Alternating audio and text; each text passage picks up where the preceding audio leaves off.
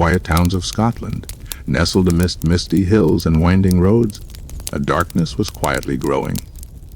A darkness that would shock an entire nation. This is the story of Peter Manuel, a man whose crimes would earn him the chilling title, the Beast of Birkenshaw. Peter Thomas Anthony Manuel was born on May 27, 1927, in Renfrewshire, Scotland, to a family that appeared normal on the surface, but was riddled with underlying tension and dysfunction. His father, a hard-working man, held a strict and often authoritarian demeanor, while his mother's influence was reportedly distant, leaving Peter to navigate much of his early childhood without consistent guidance or emotional nurturing. From a young age, Manuel displayed traits that would later alarm psychologists: a fascination with violence, a tendency toward manipulation, and an emerging thrill-seeking behavior. Reports indicate that he struggled academically, yet he showed cunning intelligence, particularly in how he manipulated those around him. While some children channeled their rebellious tendencies into mischief, Manuel's instincts toward aggression and defiance were more pronounced and unsettling. By his teenage years, Manuel had already begun dabbling in petty crime. Local authorities noted him for burglaries and thefts, often carried out with a mixture of stealth and daring. Unlike ordinary juvenile offenders, Manuel did not seem motivated merely by need. He thrived on the risk, the thrill of getting away with his crimes. This pattern of thrill-seeking behavior would eventually escalate into something far darker. In addition to his criminal tendencies, Manuel's personality was marked by a disturbing charm. He could be persuasive, even charismatic, traits he would later use to lure victims and avoid suspicion. Friends and acquaintances described him as confident and outgoing, yet beneath this exterior was a calculating and callous mind. Psychologists later speculated that these traits indicated psychopathic tendencies, a lack of empathy, and an inability to form genuine emotional bonds, common markers among serial offenders. Manuel's transition from petty theft to murder was not instantaneous, but it was inevitable given the trajectory of his behavior. The post-war era in Scotland presented both opportunity and vulnerability. Communities were tight-knit, but often under-resourced. Law enforcement had limited technology and forensic tools, and social trust was high. This combination created an environment where a criminal like Manuel could operate with relative freedom for several years before facing justice. His early adult years saw him living in various Scottish towns, often moving to avoid detection after burglaries. These moves, combined with his intelligence and careful planning, allowed him to continue criminal activity while evading authorities. Yet, despite his outward composure, Manuel was internalizing darker urges. His diary entries, later recovered during police investigations, revealed a fascination with death and control, as well as a growing desire to assert dominance over life and death itself. A key turning point in Manuel's early life was a series of escalating thefts that ended with the first recorded murders he committed. Although the exact timeline remains debated by historians, most sources agree that by the early 1950s, Manuel had begun targeting individuals in isolated settings, often with no apparent motive beyond the act of killing itself. Unlike many killers who escalate in predictable patterns, Manuel's murders were marked by planning, opportunism, and sudden bursts of violence, making him particularly unpredictable and dangerous. It is also important to understand the societal context of 1950s Scotland. Communities were generally safe, and people often left doors unlocked. Police forces were small, and communication between towns was slow. These factors inadvertently provided Manuel with the perfect conditions to commit crimes across multiple locations, earning him the nickname the Beast of Birkenshaw. as fear and rumors spread faster than law enforcement could respond. Despite the darkness creeping into his adult life, Manuel maintained a facade of normalcy. He would often be seen socializing, working occasional jobs, and even engaging with neighbors in seemingly friendly ways. This duality, charming exterior, murderous interior, would become one of the defining features of his criminal profile. Authorities later observed that this ability to blend in delayed detection, as no one suspected that the man smiling in their living room could be capable of unspeakable violence. By the end of this early chapter of his life, Peter Manuel had established the groundwork for his infamy. His intelligence, charm, and thrill-seeking behaviors, combined with a sociopathic disregard for human life, set the stage for a killing spree that would horrify Scotland and cement his place in criminal history. From petty theft to serial murder, Manuel's life is a chilling reminder of how darkness can emerge behind a seemingly ordinary face. Peter Manuel's early life was a tale of missed warning signs, missed opportunities, and a slowly growing evil that would soon break free. In the next chapter, we will explore the first murders he committed, the victims whose lives were stolen, and the terrifying methods he employed to evade capture. By the early 1950s, Peter Manuel had evolved from a petty thief into a calculated predator. The thrill of crime was no longer enough.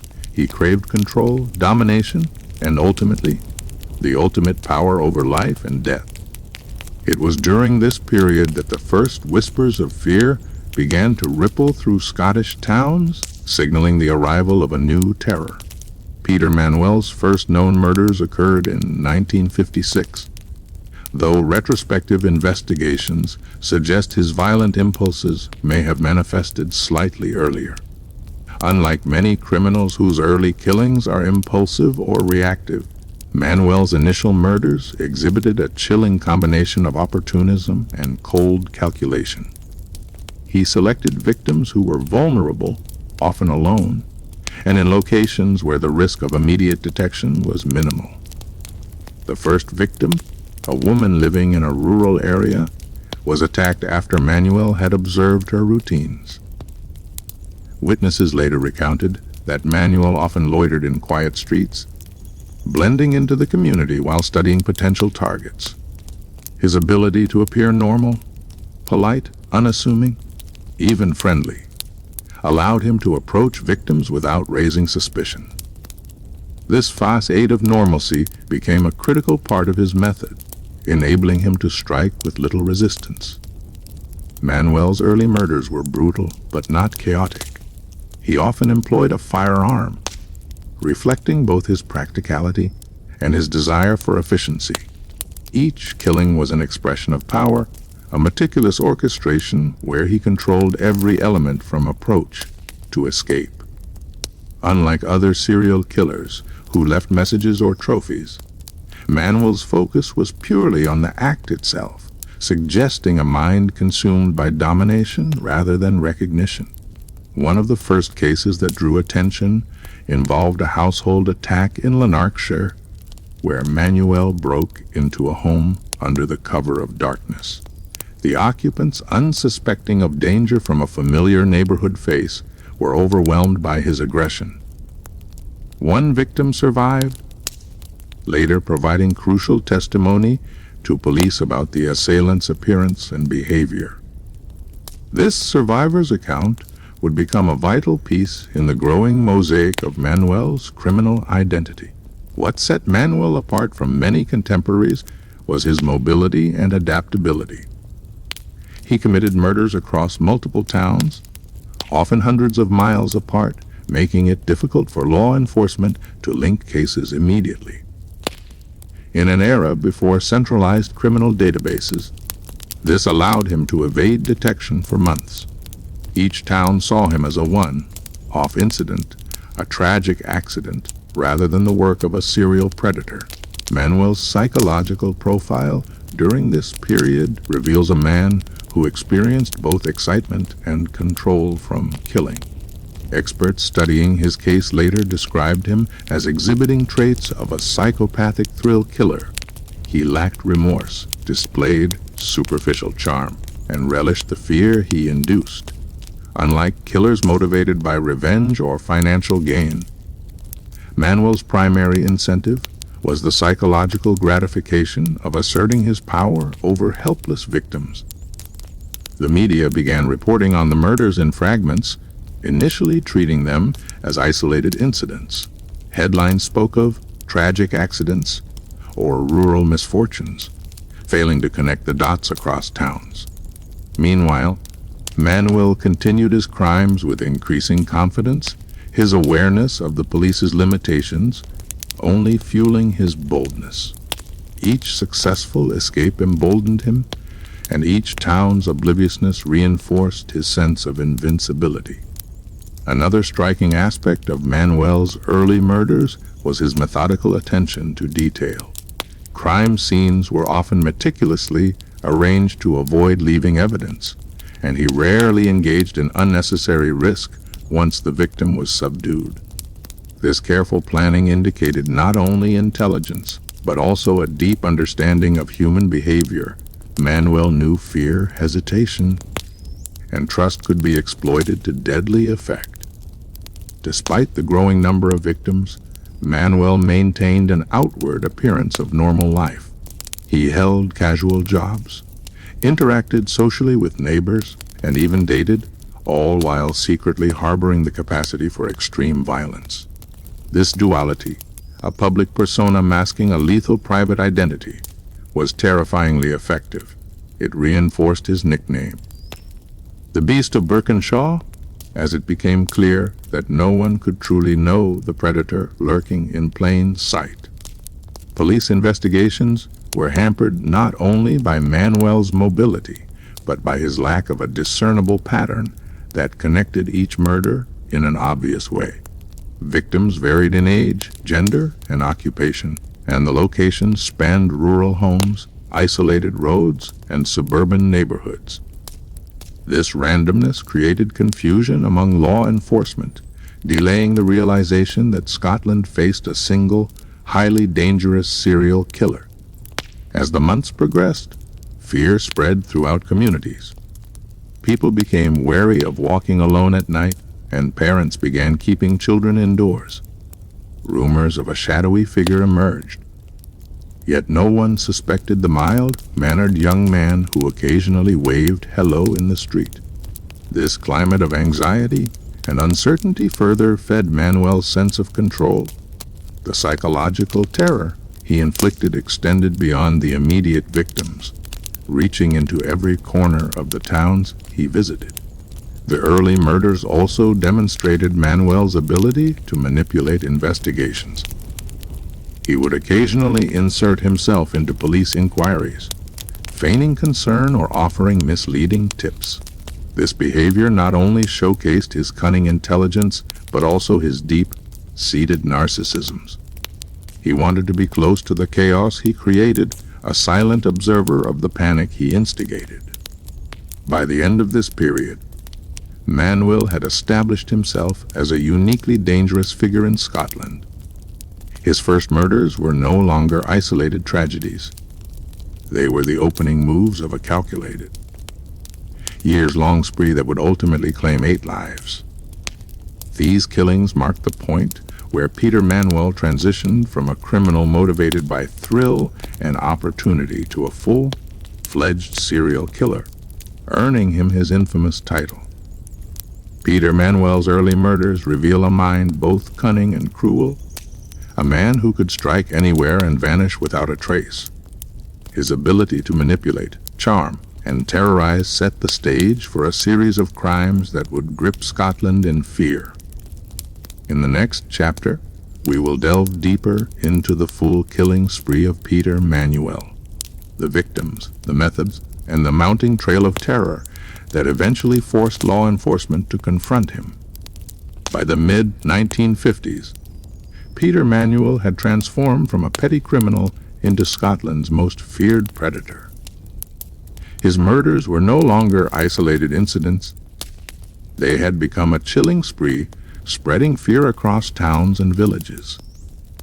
From the quiet streets of Lanarkshire to the countryside around Glasgow, no one felt truly safe as the beast of Birkenshaw moved unseen among them. Manuel's killing spree was characterized by opportunism, cunning, and a disturbing lack of empathy. Over the course of several years, he claimed at least 8 confirmed victims, though some investigators suspect there may have been more. Unlike killers motivated by revenge, financial gain, or passion, Manuel's primary drive was psychological domination. Each murder reinforced his sense of control, feeding a growing compulsion that became increasingly difficult to restrain. The victims of Manuel's spree were varied men, women, and even teenagers. What they shared in common was vulnerability, being alone, unsuspecting, or in an environment that Manuel could exploit. One particularly notorious case involved a young woman returning home late at night. Manuel had observed her routine, studied her patterns, and struck with terrifying precision.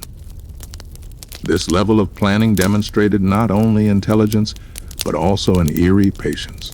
Manuel could wait days or even weeks for the perfect moment to act. His methods were diverse yet methodical. Firearms were often his weapon of choice, providing speed and efficiency, but he was not above using blunt force or strangulation when circumstances required. This versatility made him even harder to predict. Unlike some killers who leave clear signatures or patterns, Manuel's crimes appeared almost random, creating confusion among police and investigators.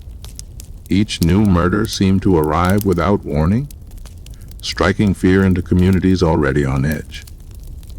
One of the most infamous victims during this period was Margaret McLaughlin, a young woman whose murder became a pivotal moment in the case. Manuel had broken into her home under the cover of darkness, quickly subduing her before carrying out the attack. Though tragic, this murder provided investigators with subtle clues that would later become critical in linking Manuel to other crimes. Witnesses reported seeing a suspicious figure in the area, and police began to suspect that a single individual might be responsible for multiple incidents, though the realization came slowly. Another critical aspect of Manuel's spree was his geographic mobility. He committed murders across multiple towns, often traveling hundreds of miles. This mobility made detection difficult in an era before modern communication systems or centralized criminal databases. Each town initially treated murders as isolated tragedies, unaware that they were witnessing the work of a single, calculating predator.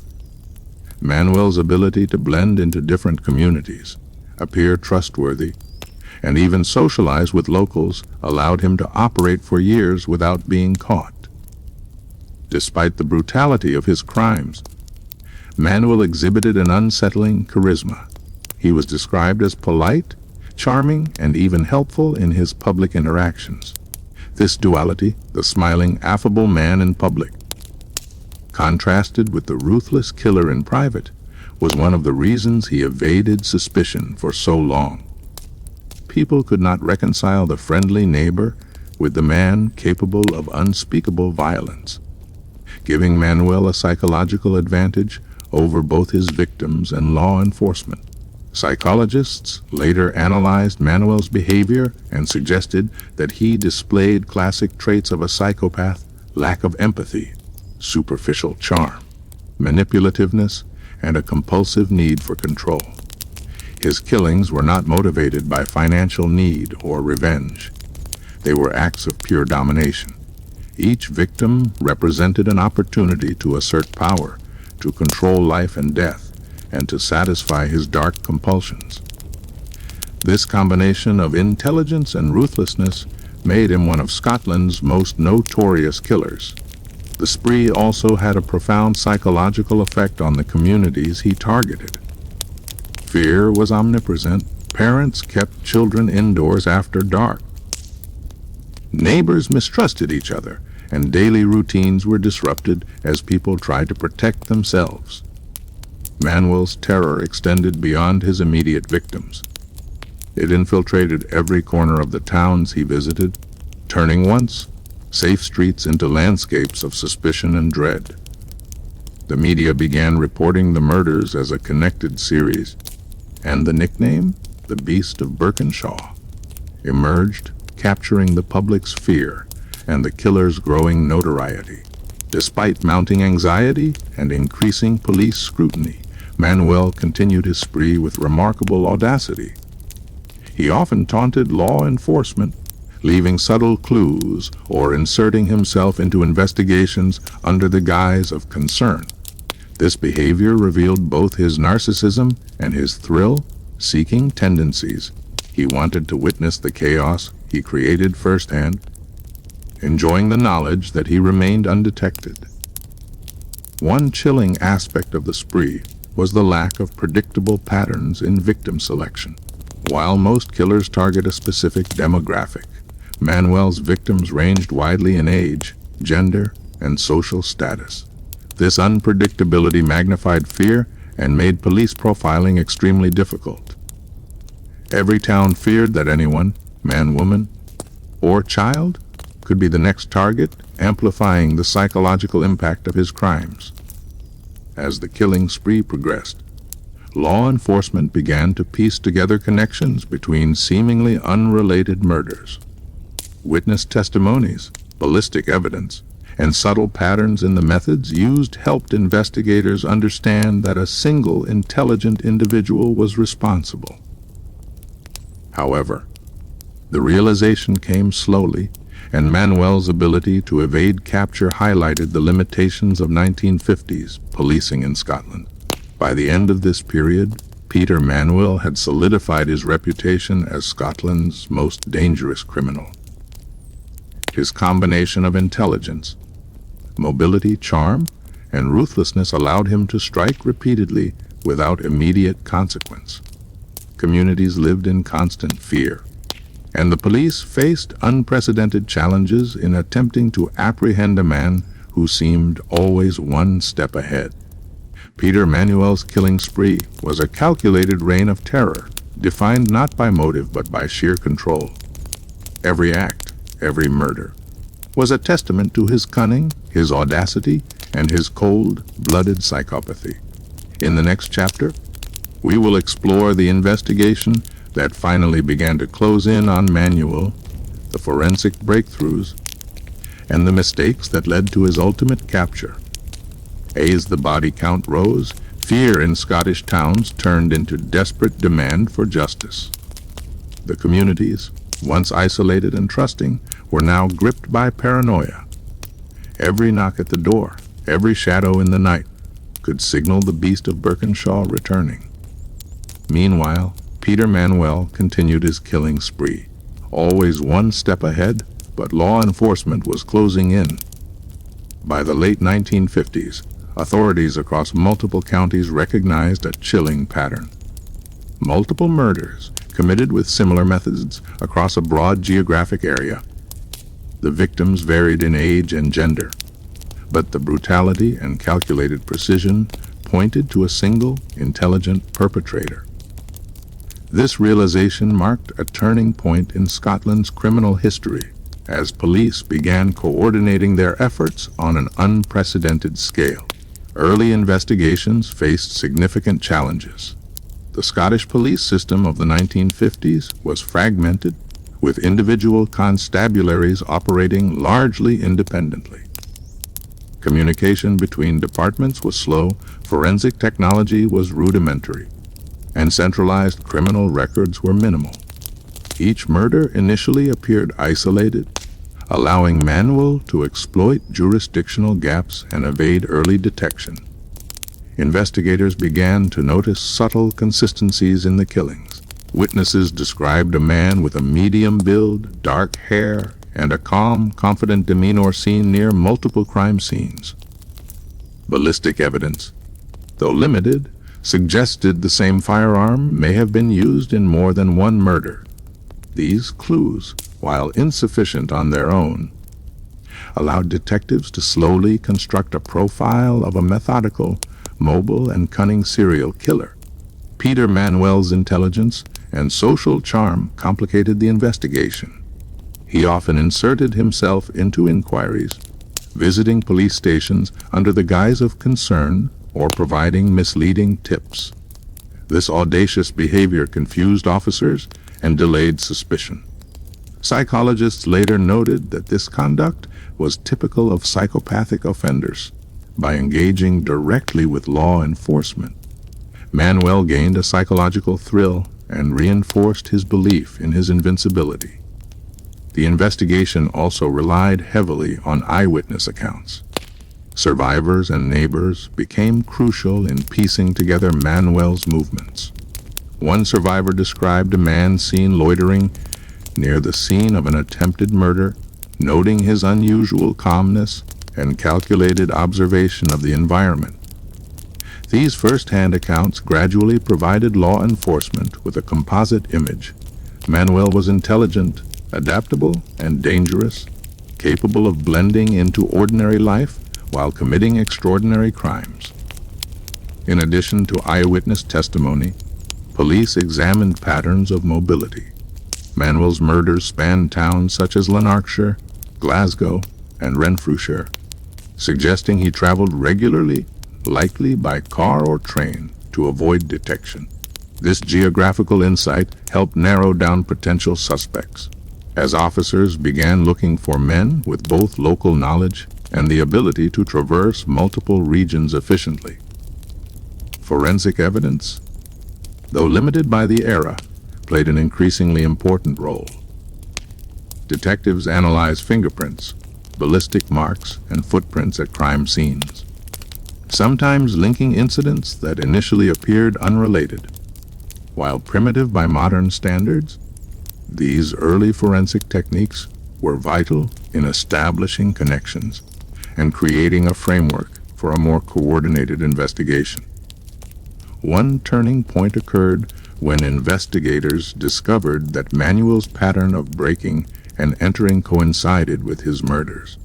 Homes he targeted for theft often became sites of murder, suggesting a dual motivation: the thrill of crime and the exercise of ultimate control. Understanding this pattern allowed police to predict potential future targets and focus their surveillance efforts. Public involvement also contributed to the investigation. Newspapers and radio reports warned communities to remain vigilant, creating a climate in which citizens were both fearful and watchful. Tips from the public, although occasionally misleading, eventually provided key information that narrowed the suspect pool. In this way, the widespread anxiety Manuel had instilled ironically became a tool in his own capture. Despite these efforts, Manuel remained elusive. His duality, outwardly charming, inwardly ruthless, allowed him to navigate society undetected. He held casual jobs, maintained relationships, and appeared as a normal, even likable, member of the community. Law enforcement, however, slowly realized that the very traits that allowed him to hide were also hallmarks of a calculating psychopathic offender: intelligence, charm, mobility, and a lack of empathy. The mounting pressure on the police intensified as public fear escalated. Every new murder was met with outrage, demanding swift justice. Officers coordinated patrols, conducted stakeouts, and scrutinized potential suspects. Yet Manuel's ability to anticipate law enforcement tactics kept him ahead. Each successful evasion reinforced his confidence, allowing him to continue operating with terrifying audacity. In this phase of the investigation, it became clear that capturing Manuel would require not only traditional detective work, but also innovative thinking and psychological insight.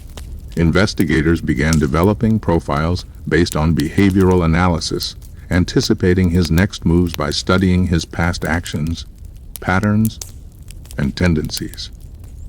This early form of criminal profiling, though primitive compared to modern techniques, became a cornerstone of the case against him. The culmination of these investigative efforts set the stage for a tense cat and mouse game. Police were closing in, slowly building evidence, connecting crimes and narrowing suspects. Every interview, observation, and analysis brought them closer to identifying the beast of Birkenshaw. Yet Manuel's cunning and audacity meant that one misstep by law enforcement could allow him to strike again, escalating both fear and urgency. Be piecing together fragmented clues, following patterns, and listening to witnesses.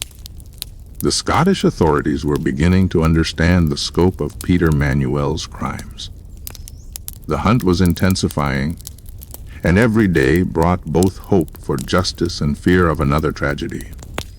In the next chapter, we will explore the mistakes, breakthroughs, and critical moments that ultimately led to Manuel's identification and capture. By the late 1950s, Peter Manuel's reign of terror had reached its breaking point. For years, he had slipped through the cracks of Scotland's justice system, leaving behind a trail of death and fear.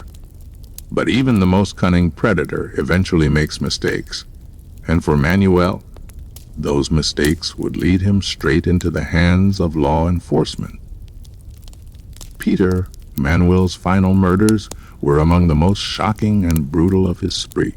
By this stage, his confidence had grown to dangerous levels. He believed he was untouchable, smarter than the police, and capable of outwitting an entire country. That arrogance drove him to take risks that ultimately sealed his fate. One of the most horrifying incidents occurred in 1957, when Manuel targeted the Smart family in Uddingston, near Glasgow. In a calculated attack, he entered their home at night and murdered 3 members of the household in cold blood: Peter Smart, his wife Doris, and their 10-year-old son, Michael. The brutality of this crime shocked Scotland to its core. It was not just the loss of life, but the sheer ruthlessness. An entire family wiped out in their home, a place that was supposed to be safe. The Smart murders became the turning point in the case. Police could no longer treat Manuel's crimes as isolated events. The scale and audacity of his actions demanded a concentrated and relentless response.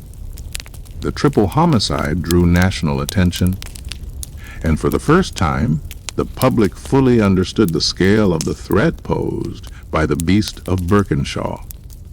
What made this crime particularly disturbing was what Manuel did afterward. Instead of fleeing, he lingered in the Smart household for several days, eating their food, sleeping in their beds, and living among the bodies of his victims. This grotesque act revealed the depth of his depravity and his complete lack of empathy. Psychologists later suggested that this behavior reflected his need for control, not just over his victims' lives, but also over their environment. Even after death, while Manuel believed he had committed the perfect crime, he underestimated the growing sophistication of the investigation.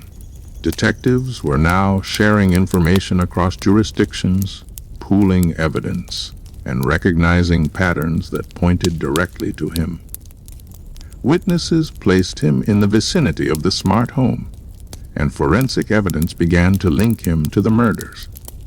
Another critical mistake Manuel made was his arrogance in public. He openly discussed the murders in conversations with acquaintances, displaying a disturbing fascination with the details. In one instance, he reportedly described the layout of the Smart family's home with uncanny accuracy, information only the killer could have known. These careless remarks raised suspicions among those around him, eventually reaching the ears of law enforcement. The police finally honed in on Manuel as their prime suspect. Surveillance intensified, interviews multiplied, and his movements were scrutinized. Investigators also discovered his prior history of burglary and his habit of targeting homes, which aligned with the patterns observed in the murders. The net was tightening, and Manuel, for all his cunning, was running out of room to maneuver. In early 1958, police made their move. Manuel was arrested after a meticulous operation, during which detectives presented mounting evidence linking him to the Smart family murders and several other killings. Though he initially attempted to feign innocence, his confidence began to crack under the weight of the evidence. Authorities discovered stolen items in his possession, ballistic matches to his firearm, and eyewitness testimony placing him near multiple crime scenes. The arrest marked the end of Scotland's most terrifying killing spree. But it was not the end of Manuel's story. In custody, he displayed the same arrogance that had defined him throughout his life. He taunted officers, denied responsibility for some murders while boasting about others, and seemed to revel in the notoriety he had gained. For Manuel, being the center of attention was almost as gratifying as the crimes themselves. Psychologists who studied him during this period noted his complete lack of remorse. He showed no empathy for his victims or their families, and when asked why he killed, his answers were chillingly evasive, focusing instead on his cleverness in evading capture. His behavior reinforced the belief that Manuel was a true psychopath, driven not by rage or necessity, but by an insatiable desire for control and recognition. The public reaction to Manuel's arrest was a mixture of relief and horror. Relief that the killer, who had haunted their communities, was finally in custody, and horror at the realization of how long he had operated unchecked. Newspapers covered the arrest extensively, with headlines declaring the fall of the beast of Birkenshaw. For many, it was the first time they could breathe easily again, though the scars of fear and grief remained. For law enforcement, Manuel's capture was both a triumph and a sobering lesson. It demonstrated the need for better coordination across jurisdictions, improved forensic techniques, and more sophisticated approaches to criminal profiling. Manuel had exposed the weaknesses of the system, but his downfall also proved the resilience and determination of the Scottish police. Peter Manuel's final murders revealed the full scope of his cruelty and his dangerous arrogance. By targeting an entire family and brazenly lingering in their home, he sealed his fate. His arrest marked the end of a reign of terror that had held Scotland hostage. But it also opened the door to one of the most infamous trials in the nation's history. In the next chapter, we will step inside the courtroom, where Manuel's arrogance would once again be on full display as he faced justice. After years of fear, after countless lives destroyed, Peter Manuel, the Beast of Birkenshaw, finally stood before justice.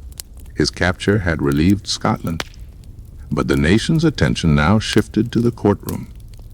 Here, in a dramatic trial unlike anything Scotland had ever seen, Manuel would reveal himself once more, not only as a murderer, but as a man consumed by arrogance and delusion. The trial of Peter Manuel began in May 1958, held at the High Court in Glasgow. It was one of the most highly publicized trials in Scottish history, attracting crowds of onlookers, reporters, and grieving families desperate to see justice served. The courtroom became the stage for a chilling spectacle, where Manuel's crimes were laid bare and his unsettling personality was displayed for all to see. From the outset, the case was unusual. Against all advice, Manuel insisted on representing himself in court. He dismissed his defense counsel, claiming that no one could argue his case better than he could. This decision was a bold reflection of his arrogance. He believed his intelligence and charm, the very tools that had allowed him to deceive for years, could sway a jury even when faced with overwhelming evidence. The prosecution, led by Lord Advocate William Milligan, presented a devastating case. Over the course of 12 days, the jury heard evidence connecting Manuel to at least 8 murders. Witnesses testified to seeing him near the scenes of the crimes. Forensic experts matched ballistic evidence to his revolver, and stolen property linked him directly to several victims. The most damning evidence came from the murders of the Smart family, where forensic details painted an undeniable picture of Manuel's guilt. Despite the mountain of evidence, Manuel conducted himself with a disturbing confidence. Acting as his own counsel, he cross-examined witnesses with a chilling detachment. At times, he even mocked them, attempting to twist their words and undermine their credibility. Observers described his performance as both bizarre and unsettling, a combination of theatrical arrogance and cold calculation. For the families of the victims, watching Manuel question witnesses was a harrowing experience. Here was the man who had destroyed their lives, standing not as a remorseful criminal, but as a smug performer, using the courtroom as his stage. His lack of empathy was glaring. He never once expressed sorrow or regret. Instead, he relished the attention, basking in the notoriety he had gained. The jury, however, saw through his performance. Witness testimonies, forensic evidence, and Manuel's own contradictions painted a clear picture. While he tried to cast doubt on the prosecution's case, his arrogance often backfired. On more than one occasion, he inadvertently confirmed details that strengthened the evidence against him. His attempt to outsmart the system only revealed the depth of his guilt. Psychologists who later reviewed the trial noted that Manuel's behavior was typical of a narcissistic psychopath. He believed himself superior, convinced he could manipulate the courtroom just as he had manipulated victims and acquaintances. Yet, in the structured environment of the trial, with evidence mounting against him, his arrogance only served to highlight his lack of humanity. The trial was not without moments of chilling drama. In one instance, Manuel described aspects of the murders with disturbing precision, leaving the courtroom in stunned silence. His calm recounting of violent acts underscored the cold-blooded nature of his crimes. To those present, it was a glimpse into the mind of a man devoid of conscience, a man who saw murder not as tragedy, but as a calculated act of control. The press covered the trial extensively, portraying Manuel as both monstrous and enigmatic. Headlines dubbed him Scotland's Beast, while reporters detailed his strange behavior and chilling confidence. Public fascination grew, though it was tinged with horror. For many, the trial confirmed their worst fears, that such evil could exist behind the face of an ordinary man. After 12 grueling days, the jury retired to deliberate. Their verdict came swiftly. On May 29, 1958, Peter Manuel was found guilty of 7 murders. The 8th charge was dropped due to insufficient evidence, but the convictions were more than enough to seal his fate. The courtroom erupted. Relief for the families, triumph for law enforcement, and a final fall from grace for Manuel. Lord Justice Clerk Lord Cameron pronounced the sentence death by hanging. Scotland, still using capital punishment at the time, reserved it for the most heinous crimes, and Manuel's spree had more than qualified. The beast of Birkenshaw would pay the ultimate price. Manuel's reaction to the sentence was telling. He showed no fear, no remorse. Instead, he accepted it with the same unsettling calm he had displayed throughout the trial. Some reports even suggest he smirked, as if still believing he had retained a measure of control. To the end, Manuel seemed incapable of comprehending the gravity of his actions or the devastation he had caused. The trial of Peter Manuel left an indelible mark on Scotland. It exposed the vulnerabilities of the justice system, highlighted the dangers of unchecked arrogance, and provided closure to communities haunted by his crimes. Yet, it also left behind enduring questions. How had he been able to evade capture for so long? How many more victims might there have been? And what does it reveal about the darkest corners of the human psyche? The trial of Peter Manuel was more than a legal proceeding. It was a confrontation with evil. For 12 days, Scotland watched as its most notorious killer defended himself, only to be undone by his own arrogance and the weight of the evidence. With his conviction secured and the sentence of death pronounced, the nation prepared for the final chapter in the life of the Beast of Birkenshaw. In the next chapter, we will follow Peter Manuel into prison, examine his final days, and witness the moment justice was carried out. Convicted of 7 murders, branded the Beast of Birkenshaw, Peter Manuel was sentenced to die. Yet even as the iron gates of prison closed behind him, he carried with him the same arrogance and cold detachment that had defined his life. What followed were weeks of strange behavior, unsettling calmness, and the chilling countdown to his execution. After his sentencing in May 1958, Manuel was transferred to Barlinnie prison in Glasgow, Scotland's most notorious institution for dangerous criminals. Here, he awaited his fate under heavy guard, watched closely by warders who understood the significance of their prisoner. Manuel was no ordinary inmate. He was the most infamous murderer Scotland had ever known, a man whose crimes had shocked the nation and whose trial had become a media spectacle. Prison officials expected Manuel to react with fear or remorse, but he did neither.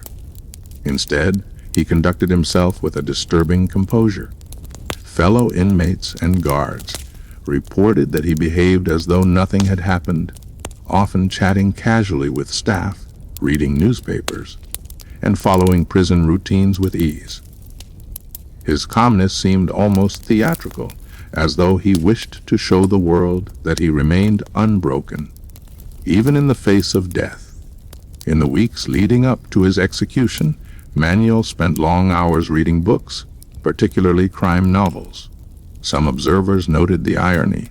Here was a man whose real-life crimes rivaled the darkest fiction, yet he seemed fascinated by fictional accounts of murder and justice. He also wrote letters, though rarely expressing emotion. Instead, his writings focused on complaints about his treatment, his belief that he had been misunderstood, and occasional boasts about his intelligence. Perhaps most unsettling was Manuel's lack of remorse. Despite being confronted with overwhelming evidence, despite hearing the testimonies of grieving families, he never once apologized or admitted guilt in a meaningful way. He alternated between denial and boasting, sometimes claiming he was innocent, other times hinting that he had committed more crimes than anyone knew. This inconsistency seemed less about truth and more about maintaining control, keeping others guessing until the very end. On death row, Manuel occasionally spoke with clergy who visited the prison to offer spiritual guidance. Yet even these encounters revealed little genuine repentance.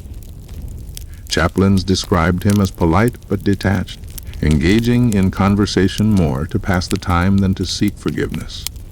To them, he seemed more interested in being remembered than in being redeemed. The public, meanwhile, followed every development in the newspapers. Scotland had long been divided on the issue of capital punishment, but in Manuel's case, there was little debate.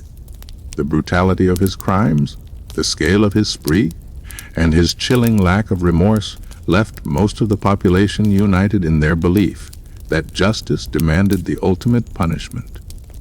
For many, his execution represented not only retribution, but also closure. As the date of his hanging approached, Manuel continued to exhibit his unnerving composure.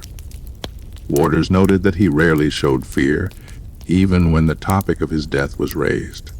Instead, he carried himself with the same arrogance he had displayed during his trial. Some speculated that he viewed his execution as the final act in a play where he remained the star, a chance to leave the world on his own terms.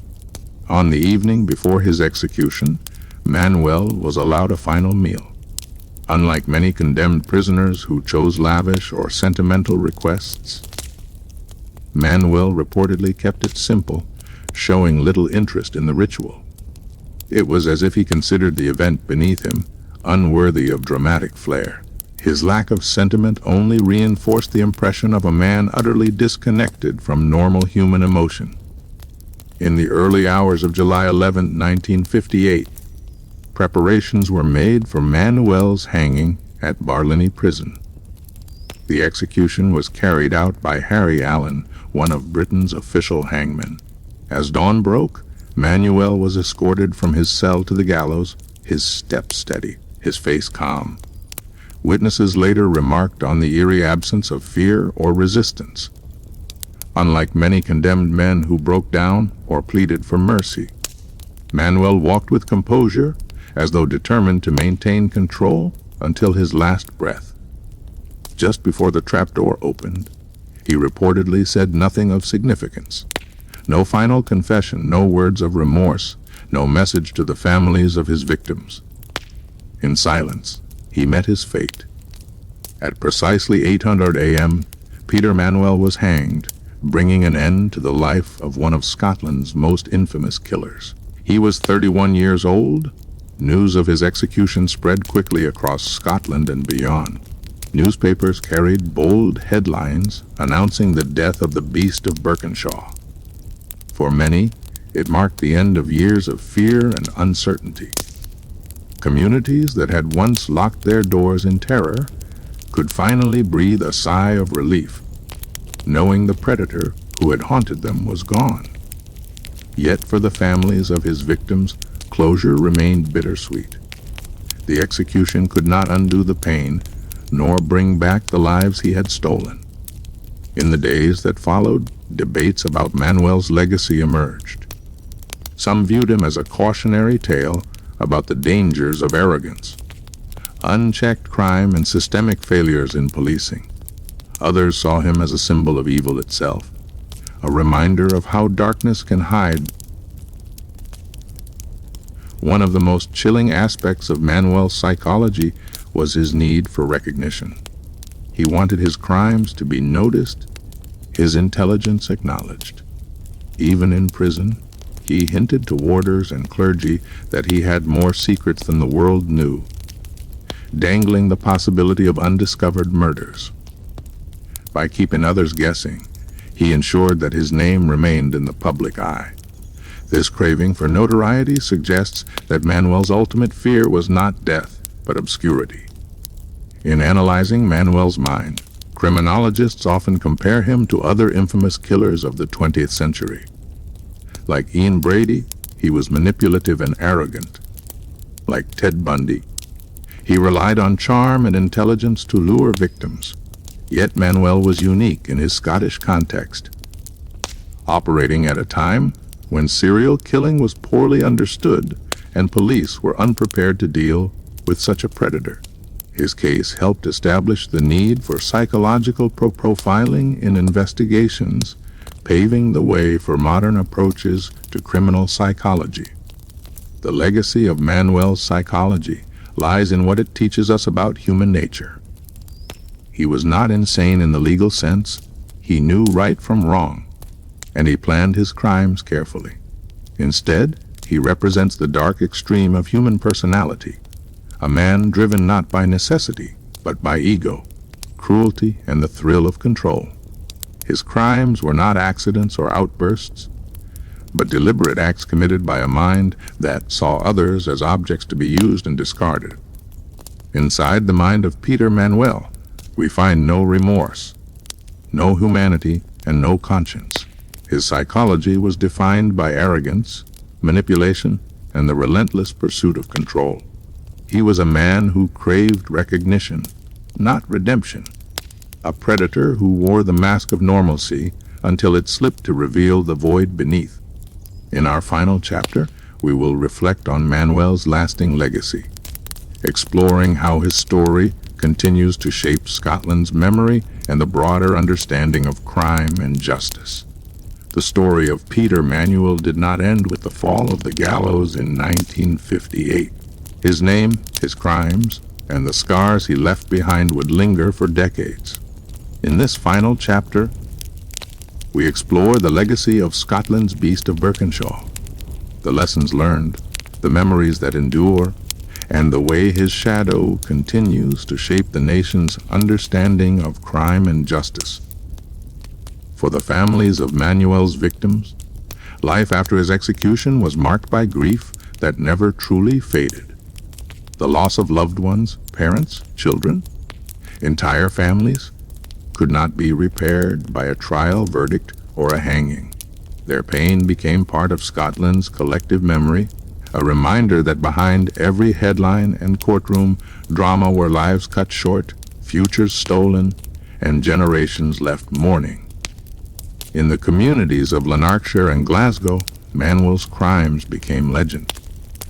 Streets and homes where murders occurred were whispered about for decades, with locals recalling the fear that once gripped entire neighborhoods. Parents told their children the story of the Beast of Birkenshaw as both a warning and a history lesson, ensuring that Manuel's name lived on not just in newspapers, but in the oral traditions of ordinary people. For many Scots, his crimes symbolized the end of innocence in small town life. One of the most significant legacies of Manuel's crimes was the change they inspired in Scottish policing. Before his spree, local police forces often operated in isolation with limited sharing of information. Manuel exploited this lack of coordination, moving between regions and committing crimes that were not always connected in the early stages. His case exposed these weaknesses and pushed for reforms, encouraging better communication between forces, more investment in forensic science, and more systematic investigative procedures. These changes would influence how police in Scotland and across the UK approached serious crimes in the years to follow. His case also played a role in the development of criminal psychology and profiling. In the 1950s, the concept of a serial killer was still poorly understood, and Scotland had no framework for analyzing such offenders. Manuel's ability to appear ordinary while committing extraordinary evil forced experts to confront uncomfortable truths about human behavior. Later criminologists would look back on Manuel as an early example of the modern serial murderer, a man whose crimes revealed the necessity of studying the criminal mind, not just the crime itself. Culturally, Manuel became one of Scotland's most infamous figures. Books, documentaries, and dramatizations have returned to his story repeatedly, each time re-examining his crimes through new lenses. For some, this continued focus risks giving him the notoriety he craved. For others, it serves an important purpose, keeping alive the lessons of vigilance, justice, and the dangers of underestimating evil. The media's role in shaping his legacy cannot be ignored. During his trial, newspapers painted him as both a monster and a cunning showman. The contrast between his ordinary appearance and his horrific acts fascinated the public. Even after his execution, the press continued to revisit his story, often framing it as a battle between Scotland's darkest criminal and the justice system that ultimately brought him down. Today, these portrayals remain part of his lasting image. The question of capital punishment also threads through Manuel's legacy. His execution was one of the last high-profile hangings in Scotland before the UK began moving toward abolition. For many who supported the death penalty, Manuel's crimes stood as the ultimate justification. If any man deserved execution, it was him. For opponents, however, The case raised questions about whether state-sanctioned death truly addressed the deeper issues of crime and justice. While Britain abolished the death penalty in 1965, Manuel's case continues to be cited in debates about punishment and morality. Speculation also lingers about whether Manuel's known crimes represent the full extent of his violence. Some believe he killed more than the 8 officially attributed to him. His cryptic hints and occasional boasts have fueled decades of suspicion. Did he strike before Sidney Dunn's murder in Newcastle? Were there other victims hidden in the gaps between his known killings? Without evidence, these questions remain unanswered, yet they add to the enduring mystery of his dark legacy. Perhaps most haunting is the psychological impact he left behind. For many Scots, Manuel's crimes shattered the illusion of safety. He proved that danger could come not from strangers in dark alleys, but from the quiet man living next door, the one who smiled politely in passing. His ordinary appearance became a symbol of hidden evil, a reminder that monstrosity can exist behind the most unremarkable faces. Over 60 years later, Peter Manuel remains etched into Scotland's history as both a cautionary tale and a cultural memory.